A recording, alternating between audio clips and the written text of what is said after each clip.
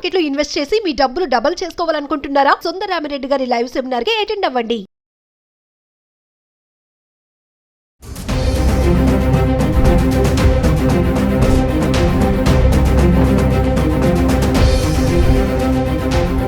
నమస్తే, welcome back to Suman TV. Present మనతో పాటు ఉన్నారు consumers affairs committee chairman Mandari Krishnareddy గారు.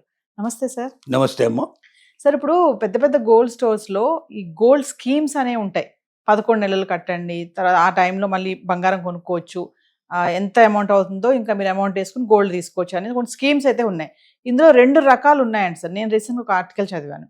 గోల్డ్ అక్యుములేటెడ్ స్కీమ్ ఒకటి, మనీ అక్యుములేటెడ్ స్కీమ్ అనేది ఒకటి. అసలు ఏంటి ఈ 2?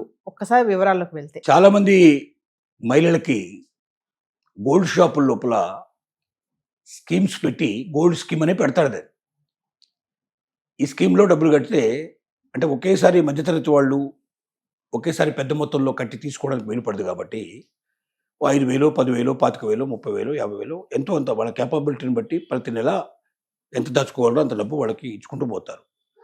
ఖచ్చితంగా మీకు ప్రతి నెల ఇంతే అమౌంట్ కట్టాలనే స్కీమ్ ఉంటుంది.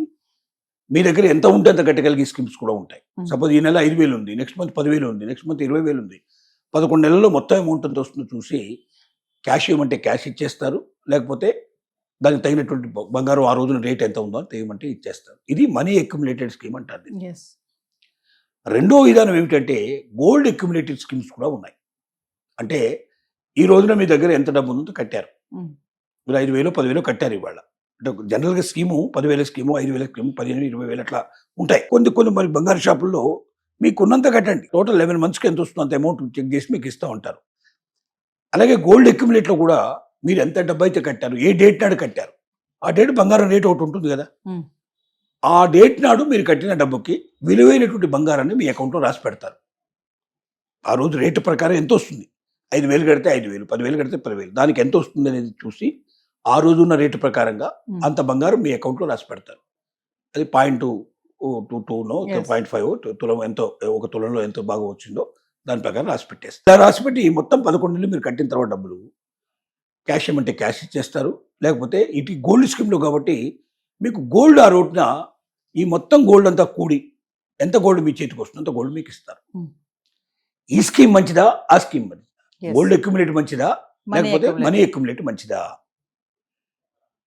ఇప్పుడు గత 30 సంవత్సరాల నుంచి మనం లెక్కేసుకొని చూసుకున్నట్టయితే గోల్డ్ పెరగడమే తప్ప తగ్గడం అనేది లేదు. తగ్గినా కూడా తాత్కాలికంగా తగ్గుతుంది, మరి ఒక సంవత్సరం అంతా తగ్గిపోయి ఉండటం లేదు. 2-3 మంత్స్ మాత్రమే డిఫరెన్స్ వస్తుంది, మళ్ళీ తర్వాత పెరుగుతుంది. అంటే గత 30 సంవత్సరాల నుంచి మనకు కనబడుతున్నటువంటి గోల్డ్ వ్యవహారం చూస్తే పెరగడమే ఉంది కానీ తగ్గడం లేదు. కాబట్టి గోల్డ్ అక్యుములేట్లో పెరిగిన వాళ్ళకే లాభం ఎక్కువగా వస్తుంది అనేది మనకు కనబడుతున్న విధానం. మనకు ఇప్పుడు తెలుస్తున్న విధానం ఏమిటంటే గోల్డ్ అక్యుములేటే కరెక్ట్. ఎందుకంటే మనీ అయితే పెరగట్లే కదా, వడ్డీ అయితే కలిపి ఇవ్వట్లే కదా. వడ్డీ కట్టిస్తాము, బ్యాంకు వడ్డీ ఎంత అయితే ఉంటే దాని ప్రకారం కట్టిస్తాం అనేటువంటి గోల్డ్ షాపులు చెప్పట్లే. మీరు కట్టిన డబ్బుకు ఈక్వల్గా గోల్డ్ ఇవ్వమంటే ఇస్తావు, లేదా డబ్బు ఇవ్వమంటే ఇస్తావు అంటున్నారు.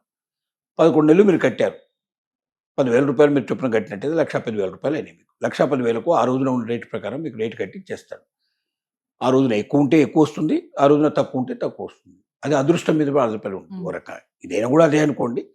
కానీ దీనివల్ల ఏమవుతుందంటే గోల్డ్ రేటు తగ్గినప్పుడు తగ్గి, పెరిగినప్పుడు పెరిగి, మీరు కట్టిన డబ్బుని ఆ రకంగా వేసుకుంటూ వస్తే టోటల్ మీద ఒక్క సంవత్సరంలో గోల్డ్ రేటు పెరగడానికి ఎక్కువ ఛాన్సెస్ ఉన్నాయి కానీ తగ్గడానికి తక్కువ ఛాన్సెస్ ఉన్నాయి. కాబట్టి ఒకవేళ యావరేజ్గా 3 నెలలు తగ్గినా కూడా 9 నెలలు పెరుగుతుంది కాబట్టి ఆటోమేటిక్గా పెరగడానికి పాసిబిలిటీస్ ఉన్నాయి. అయితే ఒక మాట అడగవచ్చు మీరు, నేను కట్టేది మొదటి రోజున కడుతున్నాను, డబ్బులు కడుతున్నాను, 11 నెలల తర్వాత మొత్తం టోటల్ తీసుకుంటే 11 నెలలకు ఎట్లాగో పెరిగే ఉంటుంది కదా. అలాంటప్పుడు మరి మొత్తం 11 నెలలు కలిపి ఒకేసారి నాకు పెరిగిందే వస్తుంది అని తగ్గదు కదా, ఇట్లా కూడా పోవచ్చు కానీ ఉంటుంది. ఇది అంతా కూడా లక్ మీద ఆధారపడి ఉన్న వ్యవహారం. దీన్ని కాదడానికి వెళ్ళలేదు. కొంతమంది దాని మీద ఎంచుకుంటారు, కొంతమంది దీన్ని ఎంచుకుంటారు. బాగా పెరిగి గతంలో ఆ రోజు తగ్గితే మనకు 11 నెలలు పూర్తయిన రోజున తగ్గితే తగ్గిన రేటు ప్రకారం కట్టిస్తాడు.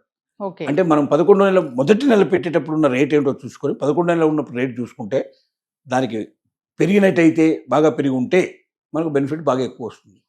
ఆ రోజు బాగా తగ్గి ఉంటే మనకు బెనిఫిట్ తగ్గుతుంది. కాబట్టి అదృష్టం మీద ఆధారపడింది. కాబట్టి దేంట్లో చేరాలి అనేది ఆలోచించుకొని చేరాల్సిన విషయం. ఖచ్చితంగా ఇదే 100% బెనిఫిట్ ఇస్తుంది మనం చెప్పలేం, అదే 100% బెనిఫిట్ ఇస్తుందని చెప్పలేం. బట్ 2 రకాల విధానాలు ఉంటాయి. దాన్ని ఏదైనా ఒకటి సెలెక్ట్ చేసుకునే ముందు 1-10 సార్లు ఆలోచించుకొని సెలెక్ట్ చేసుకుని ముందుకెళ్ళాలి. ఇంకొక మాట కూడా చెప్పాల్సిన అవసరం ఉంది. ఈ స్కీములు ఆర్బీఐ ఆమోదంతో ఉన్న స్కీములు కావు. రిజర్వ్ బ్యాంక్ ఆఫ్ ఇండియా ఈ స్కీముల్ని ఆమోదించలేదు. అంటే ఎవరైనా దగ్గర మనం డబ్బులు దాచుకోవాలంటే ఇప్పుడు మనం చిట్ ఫండ్ కంపెనీలో డబ్బులు దాచుకుంటాం. దానికి ఒక నిబంధన పద్ధతి ఉంది. ఆ చిట్ ఫండ్ కంపెనీ రిజిస్టర్ చేస్తారు. ఆ రిజిస్ట్రేషన్ లోపల ఎలా తీసుకోవాలి, ఎలా చేయాలి, దానికి తగినంత డబ్బుని గవర్నమెంట్ దగ్గర పెట్టమంటుంది, డిపాజిట్ చేయమంటుంది. చేసిన తర్వాతనే ఆ స్కీమ్ నడపమంటుంది. కాబట్టి డబ్బులు తీసుకోవడానికి, ప్రజల డబ్బులు తీసుకోవడానికి నిబంధనలు ఉన్నాయి. గోల్డ్ షాపులు ఈ నిబంధనలు ఏమి పాటించకుండానే ఈ స్కీములు పెడుతున్నాయి.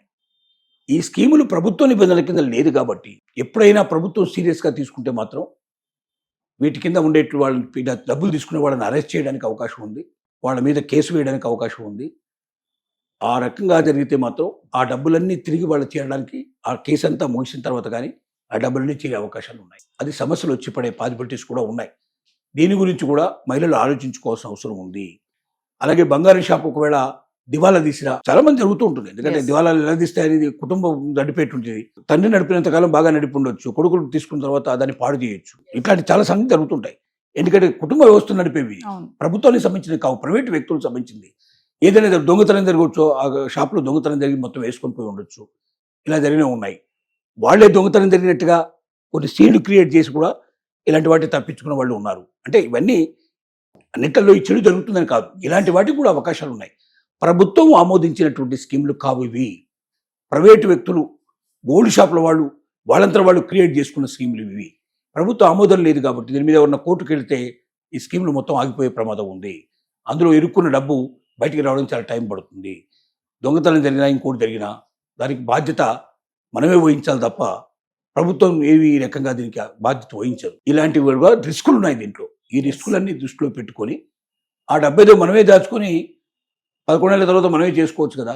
గోల్డ్ షాప్లో పెట్టడం వల్ల కొత్తగా వచ్చింది ఏమిటి? మనకు ఇంట్రెస్ట్ ఏమైనా ఇస్తున్నాడా? లేదు. అడిషనల్గా బంగారం ఏమైనా ఇస్తున్నాడా? మన దాంట్లోనే ఒక నెలకు 5,000 10,000 రికరింగ్ డిపాజిట్ చేసుకోవచ్చు కదా. పోస్ట్ ఆఫీసులో చేసుకుంటే 8% దాకా డిపాజిట్ వస్తుంది సుమారుగా. అది దీనికన్నా ఎక్కువ వచ్చే అవకాశాలు ఉన్నాయి. కాబట్టి ఆలోచించండి, మనం నష్టపోతున్నావా లాభపడుతున్నావా? గోల్డ్ షాప్లో పెట్టడం వల్ల కొత్తగా మనకు వచ్చేది ఒరిగేది ఏమైనా ఉందా? బాగా హయ్యెస్ట్ రేట్ ఉండే రోజున మనం కట్టడం మొదలు పెడితే ఆ రోజు రేటు ప్రకారమే చివరి రోజు వరకు కట్టిస్తాడా? అట్లా నేను కట్టించట్లే కదా. చివరి రోజు వరకు ఏది ఉంటే దాని ప్రకారం ఇస్తున్నాడు కదా. కాబట్టి మీరే డబ్బు దాచుకొని ఏదైనా పోస్ట్ ఆఫీస్లో డబ్బు మొత్తం ఒకేసారి పట్టుకొని పోతే, ఆ వడ్డీతో సహా పట్టుకొని పోతే సేవింగ్స్ అకౌంట్లో వేసుకుంటే మీకు పోస్ట్ ఆఫీస్లో అయితే బ్యాంకుల కన్నా ఎక్కువ మీకు ఇంట్రెస్ట్ వచ్చే అవకాశం ఉంది, సేఫ్టీ ఉంది. పోస్ట్ ఆఫీసులకు బ్యాంకులకు తేడా ఏంటంటే బ్యాంకులో 5 లక్షల రూపాయల కన్నా మించినటువంటి డబ్బు ఎంత పోయినా కూడా బ్యాంకులో దొంగతనం జరిగి లేక బ్యాంకు నష్టాల పాలైతే మీకు 5 లక్షలు వస్తాయి కానీ అంతకు మించి ₹1 రాదు. కానీ పోస్ట్ ఆఫీసులో మీరు 50 లక్షలు కట్టినా 5 కోట్లు కట్టినా ప్రతి రూపాయి మీకు వస్తుంది. సెంట్రల్ గవర్నమెంట్ మీకు పూర్తిగా ప్రొటెక్షన్ ఇస్తుంది. దీన్ని దృష్టిలో పెట్టుకొని బంగారం షాపులకు డబ్బులు కట్టకుండా మీరు పోస్ట్ ఆఫీసులో డబ్బులు పెట్టుకొని ఇంకా ఎక్కువ సేఫ్టీగా ఉండాలని మనం ఇచ్చే సలహా. Thank you sir.